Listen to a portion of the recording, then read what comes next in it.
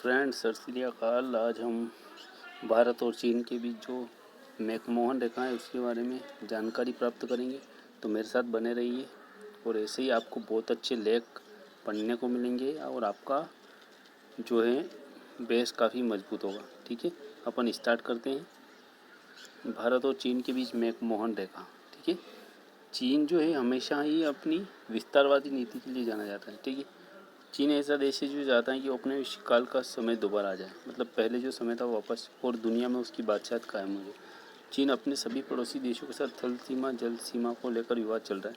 ठीक है, चाइना जो चाहता है कि वह पड़ोसी देशों की ज़मीन पर किसी प्रकार कब्जा कर ले, है ना। अब इसके बारे में अपन जो विवाद है उसके बारे में जानते हैं कि आखिर विवाद है क्या। ठीक है, जो वास्तविक मैकमोहन रेखा खींची गई उसके बारे में जानते हैं कि ये क्या है, शिमला समझौता क्या है, ये सब जानते हैं। ठीक है, देखिए सबसे पहले देखते हैं अपन मैकमोहन रेखा। What is McMahon line. McMahon रेखा पूर्वी हिमालय क्षेत्र के चीन अधिकृत क्षेत्र और भारतीय क्षेत्रों के बीच चिन्हित की करती हैं। यह अत्यधिक ऊंचाई पर पर्वतीय स्थान है। इस रेखा का निर्धारण तत्कालीन ब्रिटिश भारत सरकार में सचिव रहे सर हेनरी मैकमोहन ने किया था। ठीक है, हेनरी मैकमोहन थे, उन्हीं के नाम पर मैकमोहन रखा किया गया था। इन्हीं के नाम पर इसे मैकमोहन कहा जाता है। इस रेखा की लंबाई 890 मीटर है। ठीक है, यह रेखा 1914 के शिमला समझौते का परिणाम था जो भारत और तिब्बत के बीच हुआ था, लेकिन चीन इसी रेखा नहीं मानता। ये किसके बीच हुआ था? भारत और तिब्बत के बीच 1914 में, लेकिन चाइना इस रेखा को सही नहीं मानता। ठीक है, देखो आगे देखते शिमला समझौता क्या है ना। शिमला एग्रीमेंट भारत और तिब्बत के प्रतिनिधियों के बीच 1914 में स्पष्ट सीमा निर्धारण के लिए समझौता हुआ था। इसमें चीन मौजूद नहीं था क्योंकि इस समय तिब्बत एक स्वतंत्र क्षेत्र है। इसी कारण तिब्बत के प्रतिनिधियों ने इस पर हस्ताक्षर किए, मतलब तिब्बत जो है था एक स्वतंत्र देश था। इस प्रकार शिमला समझौते के अनुसार मैकमोहन भारत और चीन के बीच स्पष्ट रेखाएं। ठीक है, शिमला समझौते के अनुसार भारत की ओर से ब्रिटिश शासकों ने अरुणाचल प्रदेश के तवांग और तिब्बत के दक्षिण हिस्से को हिंदुस्तान का हिस्सा माना। ठीक है, जिसे तिब्बतियों ने भी सहमति दी थी। इसी कारण अरुणाचल प्रदेश का तवांग क्षेत्र भारत का हिस्सा बन गया। ठीक है, ये कब की बात है? 1914 की, जब तिब्बत एक स्वतंत्र राष्ट्र था, है ना। वर्तमान में चीन ने इस पर कब्जा जमा रखा है। अब देखते अपन चीन मैकमोहन रेखा को क्यों नहीं मानता। चीन के अनुसार तिब्बत हमेशा ही उसका हिस्सा है। अब इसलिए तिब्बत के प्रतिनिधि उसकी मर्जी के बिना कोई भी समझौता नहीं कर सकते। ठीक है, चीन ये मानता है कि तिब्बत हमेशा उसका हिस्सा है और जब तक चीन की मर्जी नहीं होगी तिब्बत के कोई भी प्रतिनिधि कोई भी समझौता नहीं कर सकते। चीन ने 1950 में तिब्बत पर पूरी तरह अपना कब्जा जमा लिया था। ठीक है, 1950।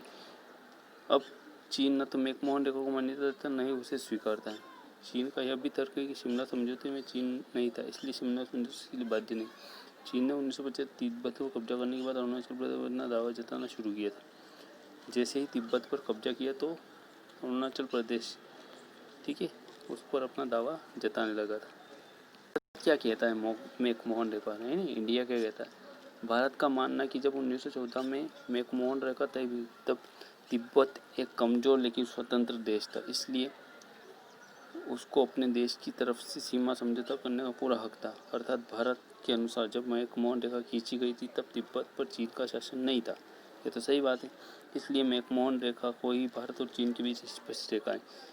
इसलिए जब 1950 में तिब्बत ने स्वतंत्र क्षेत्र का अपना दर्जा खो दिया तो यह क्षेत्र भारत के नियंत्रण में आ गए। इस प्रकार तवांग पर चीन का दावा एकदम गलत है।